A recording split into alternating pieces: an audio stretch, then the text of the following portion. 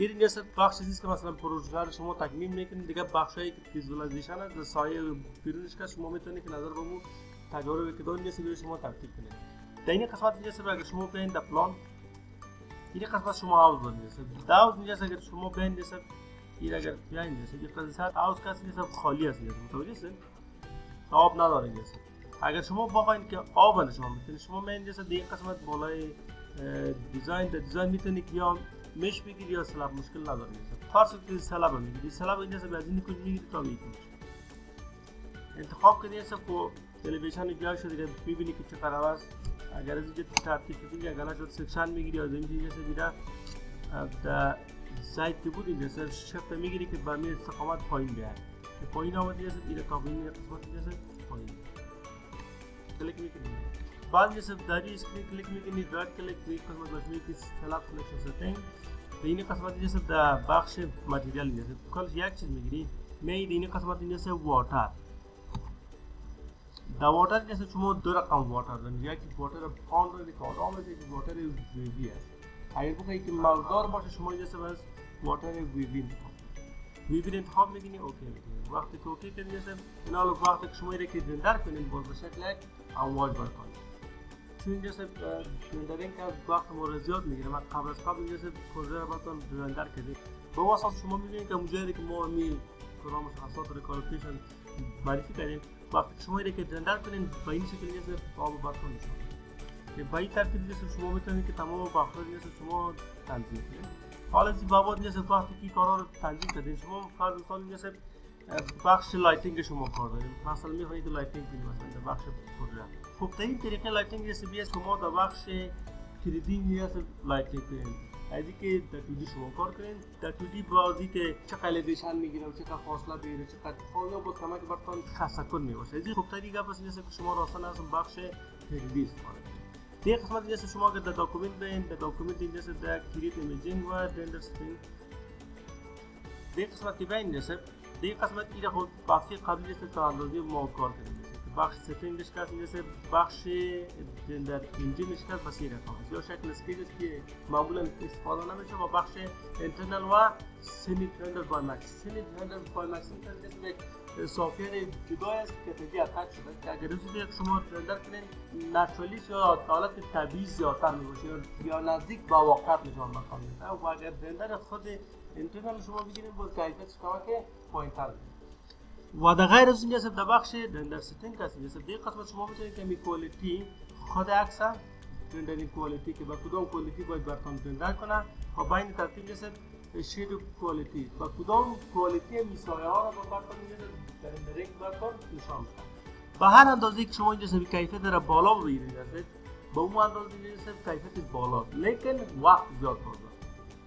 یعنی اگر سیستمتان قوی نباشه شما گیره بگیرید احتمالات هنگ شدن خب اگر سیستمتان قوی باشه خوب کار میکنه شما باید در بخش کوالیتی دوم فاینال انتخاب کنید و در بخش دیگه هم و باید ترتیب جیسے در این قسمت که از بخش لایتس کسی جیسے در بخش لایتس کسی جیسے در اینجا شما میبینید که سن انتنسیتی شدت آفتاب است که به چه اندازه می شدت بالای تغییر کار بکنه که به شکل باید دیفالت کس قطع شده اگر شما بخواهید که خیرتر بیاید شما میتونید که انتنسیتی شدتش کمتر اگر بخواهید که تیزتر بیاید شما میتونید که انتنسیتی یا شدتش زیادتر کنید و در این قسمت که بخش لمپ است اینجا آف است اگر شما بالا بگیرین مهم نیست چون که اینجا همین بخش لمپ است آف است این از کجا میکنیم براتون میگم جیسے که حالا اگر به این اندازه اگر شما بخواید که این لمپ هم شدتش شما انتخاب کنید شما میتونید که این قسمت انتخاب کنید که با دیفالت معمولا جیسے اگر لایتس شما سن انتنسیتی اگر استفاده میکنین لمپ صفر میگیره و اگر لمپ استفاده میکنین باز انتنسیتی رو با صفر رابطه معکوس داره. ایلومینیشن مطلبش چیه جیسے همین شفافیت کار شما است که یکی به شکل بلوریت میگیرید به شکل شفاف میشه همین شفافیت تا چند درصد باشه شما با هر اندازه که شفافیت زیاد بگیرید همونقدر خوبتر نشان میده اما اگر فیزیکیش بیش از 7 بگیرید باز این رقم خیرگک نشان میده مثل که گلاس یا آینه رو جیسے دوبار بگیره یا مثلا دوبار که بگیره یا تفکر میده این رقم خیره نشان میده اگر ایلومینیشنش بیش از 7 بگیرید باز رقم میده و هیوج پوینت مدل خب براتون گفتم و با این ترتیب شارپ و کلرینگ که به چه قسمت شارپنس یا چیزایی که مثلا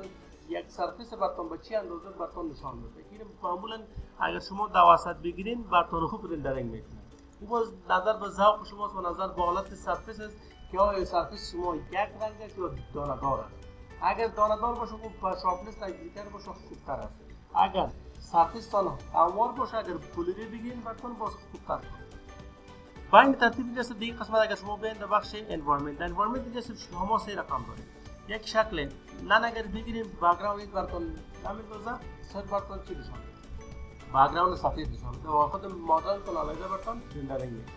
که معمولا از شما وقت استفاده میکنید که مثلا شما میخواین که اینمی مدلتون مثلا در دیگه سافت انتقال بدین باز دو بک‌گراندش در اونجا براتون انتخاب کنین باز مثلا در سافت فتوشاپ شما میخواین که انتقال بدین اگر در اینجا بک‌گراند براتون انتخاب کنید باز اون رو کاتینگ از در اونجا که جنجال است اگر شما بک‌گراند یک رنگ بگیرید که بسیار به سادگی شما میتونید که بک‌گراند رو پاک کنید و از بعد این مدلتون در جای دیگه انتقال بدین این به این خاطر است و در غیر از او اگر شما فیزیکال اسکای بگیرید در فیزیکال اسکای نیست حالتهای مختلف است که شما میتونید که از استفاده کنید که نظر به عکسایی که شما میبینید جیسه این قسمت هست جیسه این عکس این جیسه ما این فیزیکال اسکای گرفتیم یعنی کارتلی کلاود گرفتیم این حالت وقتی که شما اینو که رندر کنید واضح براتون نشون میده این همین جیسه بعد اون که با این شکل شما میتونید که اگر بک‌گراند رو بخواید که به شکل فیزیکال باشه شما میتونید که استفاده کنید و با این ترتیب بک‌گراند از اینی که اینجا سب شما میبینید که به شکل بلو کسی نیست این هم اینجا سب این هم از طرف شاو است البته کدامش اینی است بلو نایت است که بلو نایت شما بگیرین که شما باز وقتی که رندر کنین با این میره کمک میکنه باز اینجا سب براتون رندر میشه با این ترتیب اینجا سب در این قسمت که اینجا سب تایم اند لوکیشن هم مربوط به شما میشه که مثلا شما میخواید که دینامی حالت طبیعت در کدام قسمت شما میخواید که براتون کار کنه آیا طرف صبح باشه طرف چای باشه طرف دیگر باشه طرف شب باشه باز نظر به سانلایت اینجا براتون فرق میکنه